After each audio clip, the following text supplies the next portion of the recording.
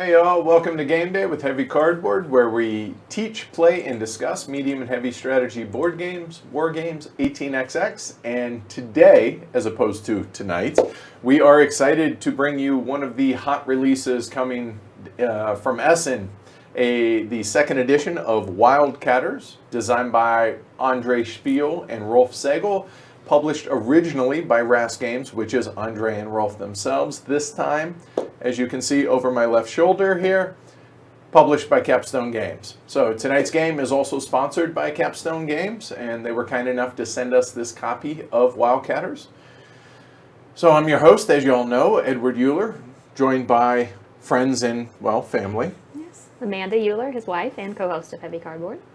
Matt McChesney, tech guy, resident, game player, whatever needs to be done. And resident. Yep. And I'm Brian. I'm out on a work release program. So thanks for joining us, Brian, and He just glad we wandered could get you away from that. So thanks everybody for joining us both around the world live as well as after the fact. So Wildcatters, really excited. This was one of the finalists for the 2013 Golden Elephant Award. When it originally came out. If you are familiar with Wildcatters, this game is going to look very, very familiar, and it's also going to play very familiar with some minor adjustments here and there, which obviously we will go through. So without further ado, I guess we'll go ahead and roll into it, shall we? As is always on any involved teach, I'm going to have the cameras down, I'm going to have the chat down during the teach, and then we'll bring it back up afterwards and for the playthrough. So without further ado, welcome everybody, and let's get into it. All right, shall we? All right, so players try to find fame and fortune by supplying more oil to the 7 different areas of the world than their competitors in an effort to gain the most victory points at the end of the game. The game is played over 7 rounds, where the players will discover oil, transport it to the various refineries around the world, and eventually delivering it to the regions that it was refined in, which then results in a series of area majority scorings at the end of the game. In order to do that, players will have to build their own infrastructure, as well as sometimes use each other's, which includes drilling rigs, pump jacks, trains, oil tankers, and refineries to gain valuable shares in the various player-run companies. It's spending those shares as well as workers that allows the above actions to happen, which ultimately leads to victory points and hopefully the win. So before we get into the main teach, we'll go ahead and highlight what you guys are actually looking at here on the board. So first off, we have the victory point track. It goes all the way around. We have the 4 colored areas, so we have North America split into 2 different regions. We have South America, 2 as well. We have Russia up north, and we have Asia down on the bottom. We also have 3 neutral areas, which are Europe, Africa, and Australia. Only trains and refineries will be in these neutral areas, whereas everything else will be in all the other colored areas. We have a bank up in the top left corner. We have the shares in the 4 player companies. We have consolidation chips up in the top right corner. That is new in the second edition. We have the refined oil locations for where it was refined down here, which is going to be the area majority scoring, as I mentioned earlier. We have the worker stack in the bottom right. There's also victory points for the oil workers and the workers. I'm sorry, for the refined areas and the workers. Then over here on my player tableau, on my player tableau, so we're not going to be switching cameras during the actual gameplay. This is just to show everybody what the different parts are here that everybody has. So we have oil rigs or oil derricks, we're going to call it interchangeably between those. We have the trains up here. We have ships, we have also called oil tankers. We have pump jacks, which these oil derricks are going to turn into pump jacks.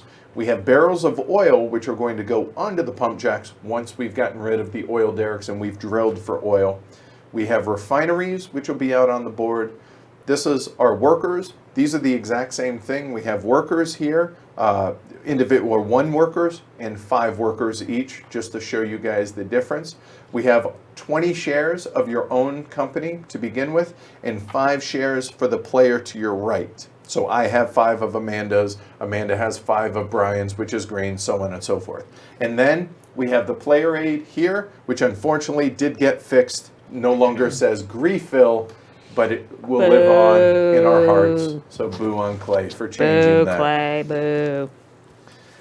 All right, so getting back to the main board now. So each player, we're going to seed the board when we get started with some pieces that everybody has down in the corner. Everybody has 3 oil derricks, a oil tanker, a refinery, 2 trains, and we actually randomize turn order. I am going to be first for the first 6 rounds of the game. And then we will figure out who is going to be first in the final round. And basically all that is once the first player starts, it's just continuous around the table from that point forward. All right, so we'll get into the seeding once we actually begin the game. But as it is now, let's go ahead and talk about gameplay. So in every round of the 7 rounds, so you'll notice that the round marker is 8. 8 is only for 2 and 3 player, or for less than 4 players. So we're not even going to talk about that. So the game takes place over 7 rounds, and in every round, players execute all of the following steps in the same order. So first and foremost, we're going to choose an area card. We're going to receive the area card bonus that's on it. Then we're going to go into building actions, then oil actions, which is pretty much the meat of the game, then move any unused tankers, and then empty partially filled refineries. So first thing first, on your turn, each player is going to have their choice of 8 area cards that are out here on a conveyor belt. So these will just continually be running through as we go.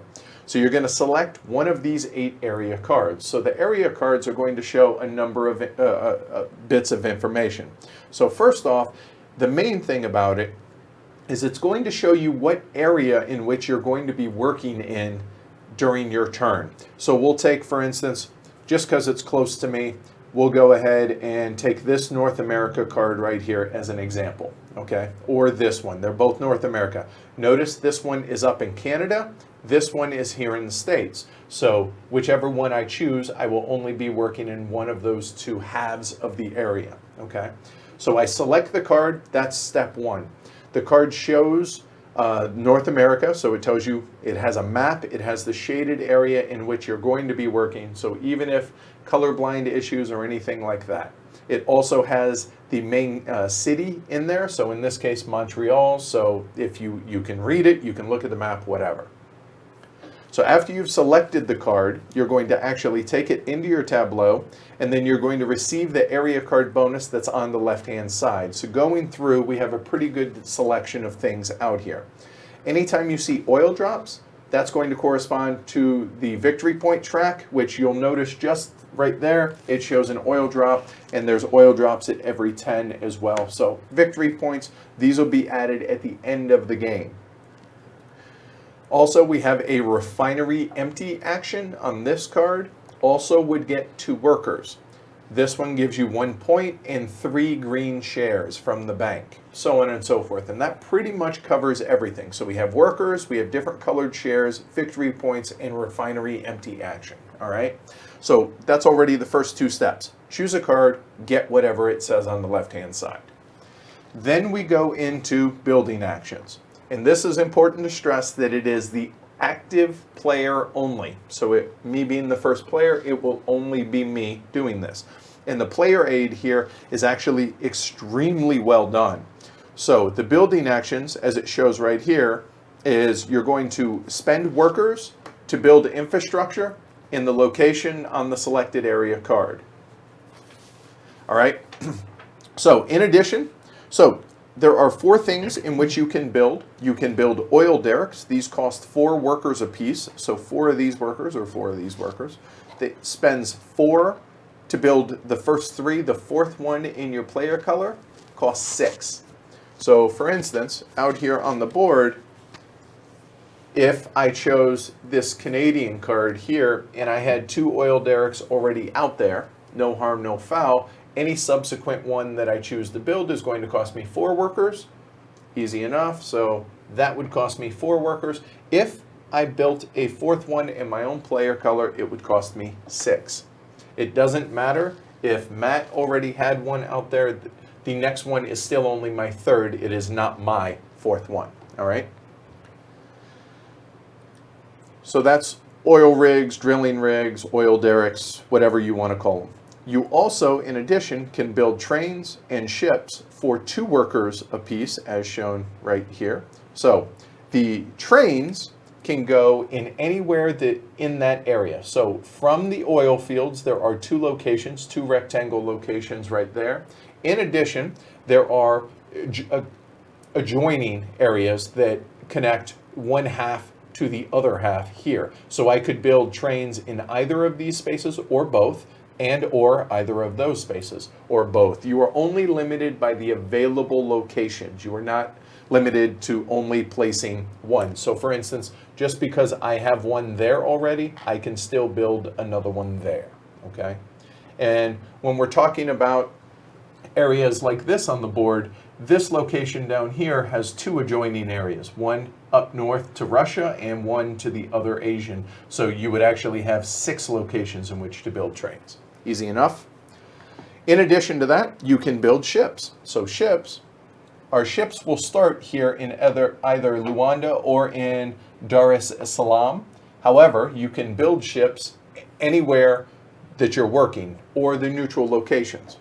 I'm sorry, only in the area you're working. So for instance, Montreal, since I chose this Canadian card, I could build a ship for 2 to be able to transport more oil out there. And you're only limited by piece limited numbers on those. Last but not least, we have refineries. Everyone's going to start with 1 refinery on the board.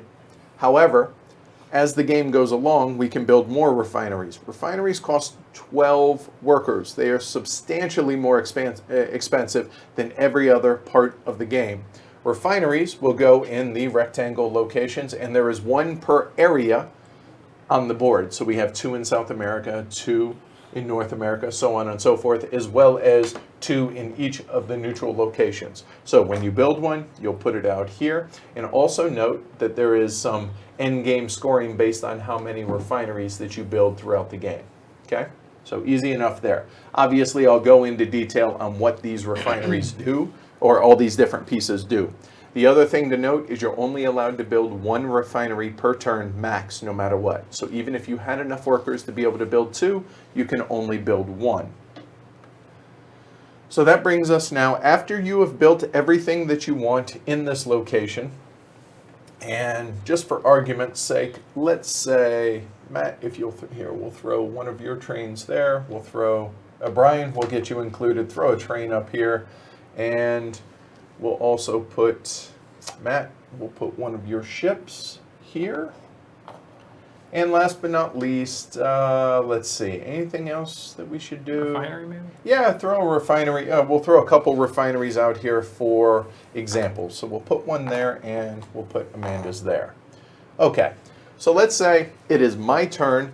I take the North American card. I would get my 3 points at the end of the game, but I would just take this card. This tells me where I can build and everything. On my turn, I say, you know what? I'm going to spend 4 workers to go ahead and build another oil derrick out there. I'm looking, maybe we'll go ahead. I'll spend another 2 to build a ship out there, and that's that. That's the end of the building phase. I'm done. Nobody else can build except the active player. Now we go into the meat of the game, which are the oil actions. Again, this is the only the active player does these actions unless you're allowed to piggyback. I'll explain that in a minute. The first option that you have on your turn is you can drill a new oil field, okay? So as this shows right here, so drilling in a new oil field, if an area like this does not have any pump jacks, again, pump jacks look like these. If an area does not, that means it has never been drilled. You can only drill in a location once per game. Once an area has been drilled, it never has to be drilled again. But somebody does have to eventually pull the plug and drill in that area. It's expensive, and other people get to benefit for it, but it's still a necessary thing. So the first option is if it has not been drilled, the active player has the choice to go ahead and drill in that area. There must be a minimum of 4 oil derricks in the location. Well, here you can see there are 5. It doesn't matter if they're all yours. A mix of players does not matter. It costs 8 workers to pull the plug, is what we call, which is drilling for oil. And when I do, I say, okay, I'm going to go ahead and spend the 8 workers. Let's say I do. At that point, I get to replace one of my oil derricks with a pump jack that comes with 3 barrels of oil on it. So let's say I replace that one and I put a pump jack with 3 barrels of oil on it. Awesome. Now, I paid the 8 workers to do that. At this moment, every player that has an oil derrick in the location, in the same area, in their own color, they can convert one oil rig to a pump jack with also 3 barrels of oil, which is the default, they always will. Even if they have multiple oil derricks, they're only allowed to do 1. But to be able to do so, they have to pay 3 shares of their own color. So in this case, Matt would pay me 3 shares of his own color, i.e. 3 shares of his company. So I would take these, he would replace this, and he does not have to. It's usually going to be beneficial to do so. And we go in player order, so we're going clockwise around the table. Now, Brian, unfortunately, does not have a oil derrick over there, so he does not get the option to do so. So, however, Amanda does. She would pay me 3 shares of her own color, like so. I add these over here to my stack, and these are hidden, by the way. They're all the same on the back. However, I'm just showing you guys as an example here. So they paid me 3 each, and now she replaces her oil derrick with 3 barrels of oil eventually. They roll over around. there. So then, after that, there's going to be either 1 or 2 Wildcatter tokens that are out here on the board, depending on how we seed the board at the beginning of the game. For argument's sake, let's say there's only 1 Wildcatter token in this area. As soon as the plug is pulled, as soon as we have drilled for the first time, and after everyone has had an option in which to go ahead and convert oil derricks into pump jacks, we then immediately go into the auction for the Wildcatter. So the Wildcatter, the name of the game comes from this, is an independent, like a very small company, whereas we are all conglomerate, big capitalist companies back in the day. These Wildcatters are like mom and pop operations. They are going to provide the winner of the auction not only 1 barrel of oil in their own color, but they're also a majority scoring at the end of the game as well. So at this point, we begin the auction for the Wildcatters. The minimum bid for a Wildcatter token is 4 shares in your own color, meaning for me, I would have to bid a minimum of 4 shares, or I can pass if I wish. Once you pass, you're out. We continue to go around in turn order until everyone has either passed or 1 player is left. So I bid for 5. Now, however, Brian does not have a pump jack here, therefore he is not included, unfortunately, in the Wildcatter auction. It goes to Amanda. She says, 6. okay, I go 8, fine, so on and so forth. Everyone passes.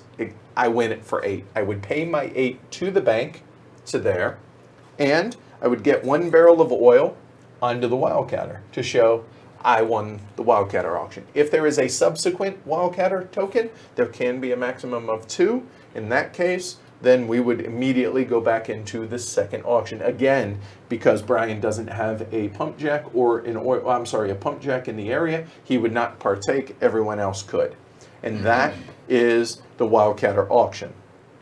At this moment, now, the active player can choose to use their one-time use refinery chip right here to empty 1 of their own refineries, even though it's not filled. I'll go into more detail about this later.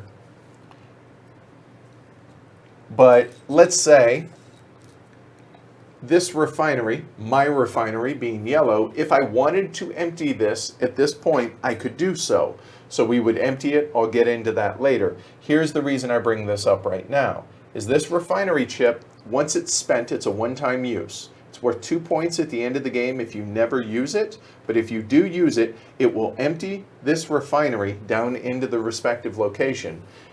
But nothing can be delivered to this refinery this turn. That's all that means. It just blocks it off, and we signify that by placing the refinery chip on top. After we have auctioned off the Wildcatter, I choose or not to use my refinery chip. We then go into the next step, which is developing an oil field. So we're now up here. So only areas that have pump jacks. So meaning only the active player can do this. This area now has pump jacks. We know this. We know that the area has been drilled because it has pump jacks. Whether it's this turn or a subsequent turn. Let's say on my next turn, whatever, I take a card that is the same area. So I choose this card. I get whatever bonus. I can't drill here because it's already been drilled. But at this point, I can now further develop the oil field, meaning I can turn my oil derricks into more pump jacks. To do so, that costs 3 workers to do it for each, and I'm not limited. So in this, like when I drilled, I could only do 1. We did the Wildcatter auction, refinery chip, and then I could choose to develop more. So in this case, let's say I'm starting to run low on my own, or running low on workers, so I'm only going to convert 1 of them, even though I could do the 2 remaining ones on there. So in this case, that, as usual, 3 barrels of oil on it, graceful as I am. Okay, Matt, thank you. So after I have chosen to develop further, do not have to, it's always optional if I want to spend the workers to do so. And again, I could have done this one, but you know what? I don't have enough workers to do so because next is transporting. Great, we have all this oil out here in the oil fields, but now we need to be able to transfer it. So what do? If I choose the active player to spend 4 workers to be able to transport oil, everybody gets to transport oil that's in the area. So you guys get to piggyback on top of me. So I would spend 4 workers here. I would get 1 change. Then every one of my pump jacks that's in here gets to transfer 1 barrel of oil to the harbor. So that includes Wildcatters. So I would get 1 there. I would get 1 here and 1 like so. The Wildcatter is now devoid of oil. I would then take this over into my play area and just hold on to it for the end of the game for that scoring, depending on how many Wildcatters I have. So I have transported oil from the oil field on somebody's train going over to the harbor. So every time that you transfer here, you have to pay 1 share to another player to be able to use their mode of transportation. So at this point, I transferred 3 barrels of oil. I have to choose who to give shares to. So in this case, I say, you know what, Brian's kind of, he's kind of the odd man out because he doesn't have oil there. I transfer 2 of my barrels on his and 1 to Matt. So I paid 3 shares of my own color. So I did 2 on Brian, 1 on Matt's. Cool?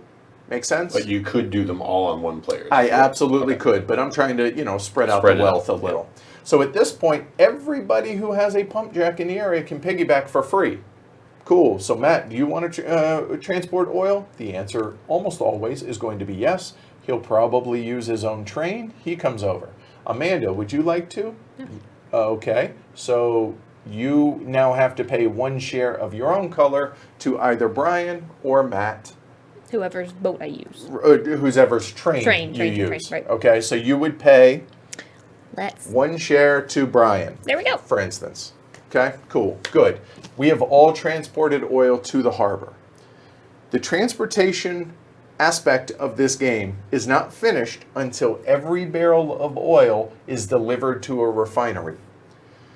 So at this point, in turn order, and this is the most confusing aspect of this game. Everything else is very procedural, but this, I really want to drive home this point.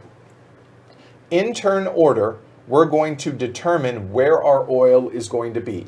Our oil, or where it's going to go. It either must go to the local refinery, which is right here, obviously, or onto ships. So, me being the active player, I say, you know what, I'm going to deliver 2 here to this refinery, and I'm going to put 1 onto Red's boat.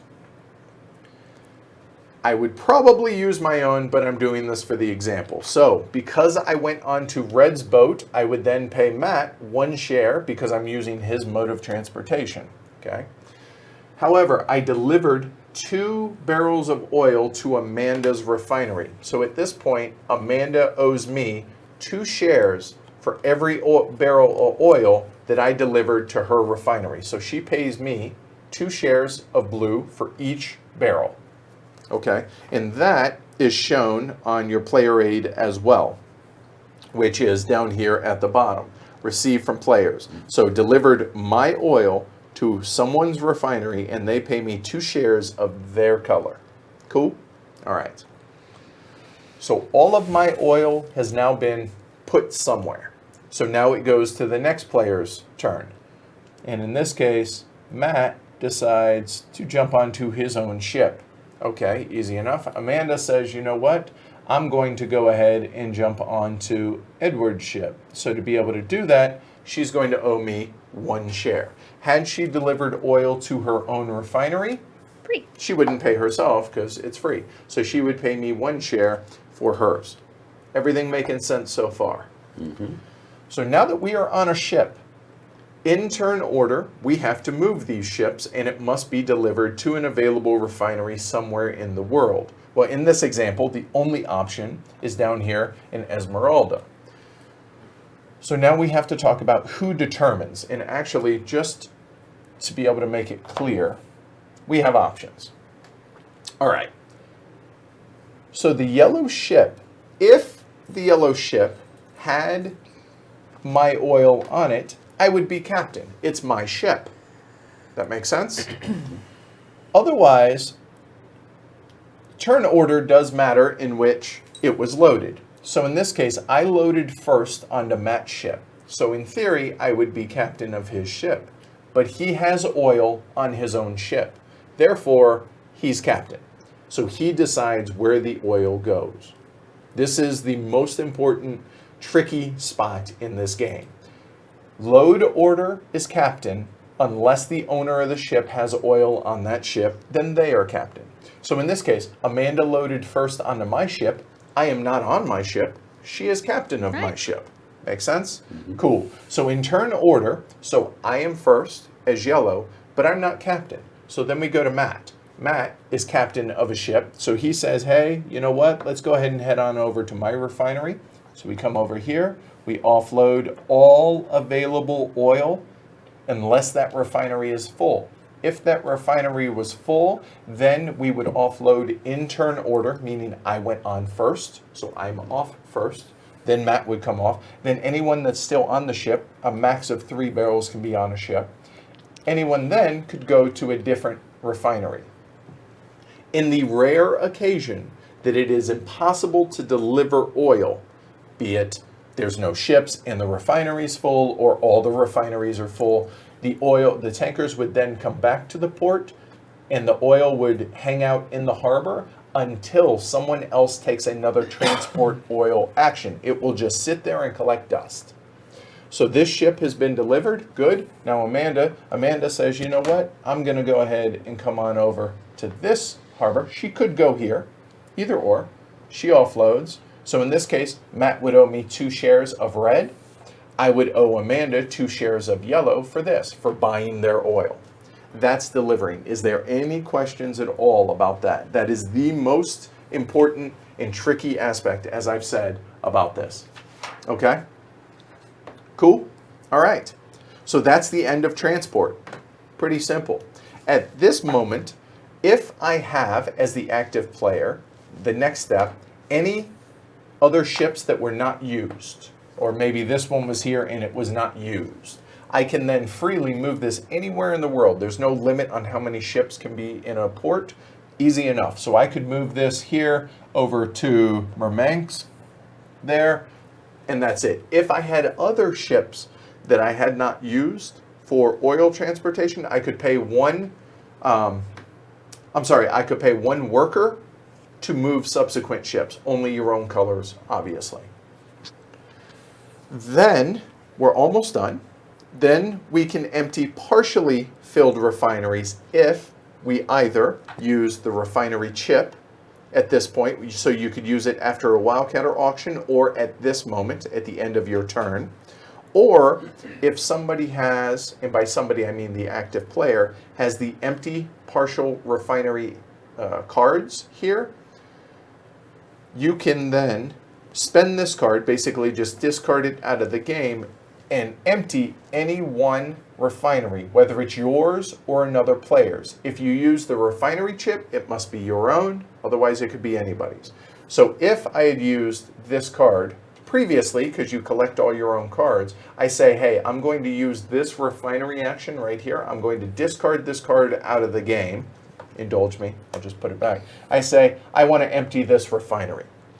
All right, so now we go ahead and empty this refinery. So where is this location? This is obviously in Africa. So all the barrels will come down, and now we're going to start on the area majority. So Matt paid 2 barrels of oil, 2 shares of his own color for each, well, not for his own, but for every other one. This barrel of oil will stay here permanently for the rest of the game, but he's going to get paid 4 shares of any color that he wishes from the bank. If he wants his own color, he can take 4 shares there. If he wants a mix, however he wants. With his own oil, though, he has a decision to make. If he keeps it here to help with the area majority scoring, he does not get paid for it. However, if he decides to take it and discard it back into his supply, he gets 4 shares of his choice as well. That makes sense? Mm-hmm. All right, so in this example, and I just want to reiterate just to make sure this is clear, and a refinery is full once there are 5 barrels on a refinery.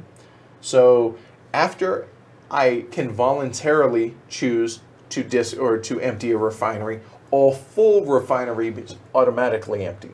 So in this case, we have this one, which is down here in South America. So all the barrels will come down here to South America. And now I'm going to get paid 4, 8, 12 for sure. So it's my refinery. I get paid 12 for the red and the blue, so 12 shares. Then if I wish to keep it here for the area majority scoring, then I get nothing. Or I could get 4, or I could get another 8. So it's a max of 20 shares you could get in any mix of colors that you wish when your refinery is empty. That makes sense? Mm-hmm. All right, cool. So after all of that, the last step is we can buy consolidation tokens or consolidation chips, which are up there. So those are stacked fewest to highest. So it's 2 shares in every color that you would pay to the bank in the area that you're working. So again, we're talking North America. So the North American chip is the only one that's available to me. So if I paid 2 shares of every color to the bank, I would then get the top consolidation token. Well, the consolidation chip or token, it shows it costs 2 of each, and these range 2 to 3 to 4 to 5. On the back side, we flip it over. At the end of the game, it's going to score me 2 points, and then every turn, I'm going to get 1 share of my choice. Or 1 share of my own color. I apologize, I'm sorry. Okay? So that's what the consolidation tokens. They're just a little, little breathing space to be able to get your own more shares, because your own shares are extremely important. So these chips are worth 2, 4, 7, and 10 points respectively at the end of the game, and it's only for the area that you're working. You buy from the top one. Okay. So at that point, it would then become the next player's turn. So Matt, we would then refill the the card that I've taken, we slide these up, we fill down here, so on and so forth. If, however, it's the end of the round, meaning all 4 of us have taken a turn, so at the end of Amanda's turn, we then go into the end of the round. So I skipped on purpose what happens at the beginning of a round, because at the beginning of the game, this does not happen. So at the beginning of a normal round, everybody gets 10 workers. Okay, so we get 10 of these, or we get the actual chips. So everyone is going to get 10 workers at the beginning of a new round. Then we're going to advance the turn marker. Then we're going to discard the card closest to the deck. So we will discard this one and whoever, that one. So we would slide this, we would fill up 2 more cards. Okay, so it's just going to be a conveyor belt, as I mentioned. Every consolidation chip gets the owner 1 share of their own color that they have in front of them.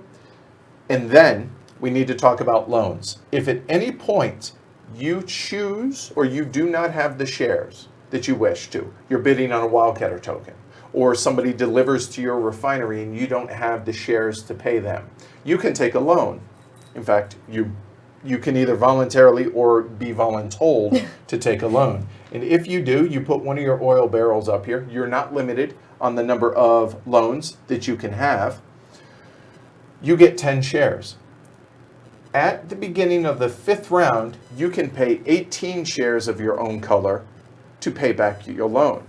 At the end of the game, if you have any outstanding loans, you're going to owe 25. And not do very well. No. So pay off your loans. Loans usually are not positive. They can help, but be careful with loans. When we get to the beginning of the 7th round, we're going to look at oil drops on all our cards that we have selected. Whoever has the most oil drops gets to choose turn order for themselves. They choose first, then whoever has the second most oil drops chooses second, so on and so forth. And that's pretty much it. That's the whole game. For every share at the end of the game in which you cannot pay back, so let's say I only have 20 shares and I have 1 loan, so I owe 25 shares, I lose a point for every share that I cannot pay back at the end of the game. The only thing left is end of game scoring, which I want to briefly go over here because I realize it's a lot of information. All right, so everybody is going to get 1 chance, if they have any refinery cards left, to be able to empty a partially full refinery. They can empty one of their choice. Then you're going to get victory points for any consolidation chips that you may have in front of you. Then you're going to score points for any oil drops that you have on cards that you have in front of you. And then we're going to go into the various area majority type scoring. So count up how many Wildcatter tokens you have. You see if you have 6, that's 42 points. That's a considerable amount of points. Then how many refineries have you built? The first 2 don't get you any points. Then you start. Then we go into paying back loans. Then for every 3 shares a player holds, you get a worker. And then you're going to score area majorities based on how many workers you have in your possession at the end of the game. And then we're going to do the big scoring, which is 16, 8, and 4 for first, second, and third for each area location. So one question, the colors of the shares don't matter at the end of the game? In what way? You said you turn shares into workers? Right, and then workers turn into these points for majority, 8, 4, and 2. So it does not matter the colors of the shares at the end, right? And then whoever has the most victory points wins. That's pretty much it. The only thing that I have not touched on is at the bottom of this right here. At any point on your turn, if you do not like the display that is out here, you can spend 4 points. That's why we start at 10. You can spend 4 points to flush the cards and deal out 8 more cards. And that's it. That's Wildcatters.